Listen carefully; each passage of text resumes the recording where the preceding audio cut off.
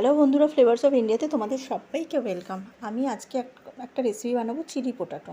তো চিলি পোটাটো বানাতে গেলে আমি আলুগুলোকে ফ্রেঞ্চ ফ্রাই আকারে কেটে নিয়েছি। কেটে ধুয়ে জল ঝরিয়ে একটা বাটিতে গরম জলে আমি বসিয়ে দিয়েছি আলুগুলো। এমনভাবেই দেবো আলুগুলো যে জলের মধ্যে যেন ডুবে থাকে। তো আলুগুলো একবার জলে ফুট দিলেই আমি ওটাকে নামিয়ে জল ঝাড়াতে দেবো, ঠান্ডা করতে দেবো। দিয়ে তার মধ্যে এখানে 1 চামচ, বড়ো চামচে 1 চামচ কর্নফ্লাওয়ার ও 1 চামচ ময়দা ভালো করে এটাকে মিশিয়ে নেবো।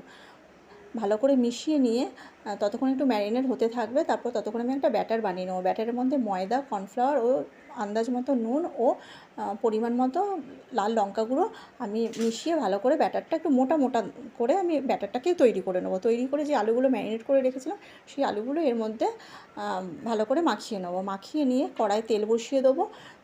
তেলটা যেই গরম হয়ে যাবে এখানে অল্প অল্প করে আলু দিয়ে একসাথে সব দেবো না, যেহেতু একবার ফুট দেওয়া রয়েছে আলুতে, ওই জন্য ভেঙে যাওয়ার চান্স থাকে। ওই জন্য অল্প অল্প করে দিয়ে আমি ভেজে তুলে নেবো।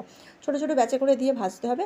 এই আলুটা কিন্তু দুবার করে আমি ভাজবো। একবার ভাজা হয়ে যাওয়ার পর সেই ভাজাটা ঠান্ডা হওয়ার পর আবার একবার তেলে দিয়ে ভাজবো। ভেজে তুলে নেওয়ার পর কড়ায় যা তেল থাকবে সেটাকে একটু তুলে নিয়ে তারপর তেলে পরিমাণ মতো একটু রসুন কুচি দেবো আর একটু সাদা তিল দেবো। দিয়ে নেড়ে চেড়ে রসুনটা যখন লাল হয়ে যাবে দিয়ে নেড়ে চেড়ে এর মধ্যে লঙ্কা দিয়ে দেবো। ঝাল অনুসারে তোমরা লঙ্কা দিও।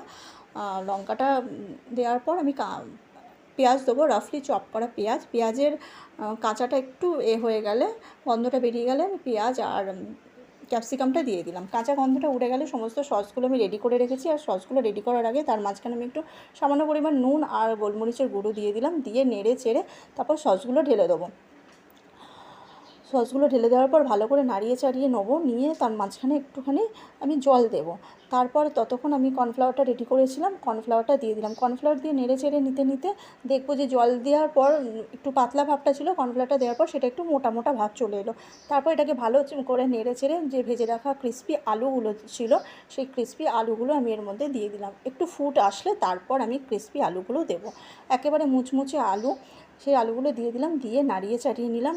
এরপর দারুণ গন্ধ বেরোচ্ছে, দারুণ টেস্ট হয়েছে। নুনটা কিন্তু তোমরা তোমাদের অনুযায়ী দিও। আর তার উপর থেকে ধনেপাতা ছড়িয়ে দিলাম। ভীষণ টেস্টি, তোমরাও ট্রাই